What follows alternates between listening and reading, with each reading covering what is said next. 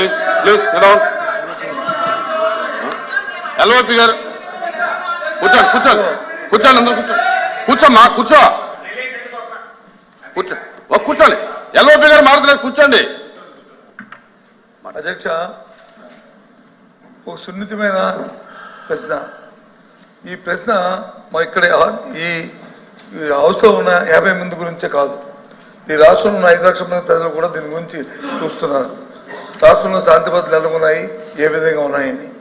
సభ్యులు అడిగిన ప్రశ్నకి వచ్చి సూటిగా సమాధానం చెప్పకుండా దానికి వారు వచ్చి బాధ్యతను కాకుండా అబాధ్యతగా వారు వచ్చి రాజకీయ ఉపన్యాసం కోసం రాజకీయ అద్దె కోసం చేస్తున్న ఈ నేపథ్యంలో ముఖ్యంగా మేమే కాదు అధ్యక్ష, ప్రభుత్వంలో ఉన్న నేనైతే చదివా ఇక్కడ సందర్భం అయినా కాకపోయినప్పటికీ సొంతంగా ఉన్న ప్రభుత్వంలో ఉన్న డిప్యూటీ సీఎం గారు కూడా రాష్ట్రంలో శాంతి భద్రతలు క్షీణించాయనే విషయాన్ని కూడా చెప్పిన విషయాన్ని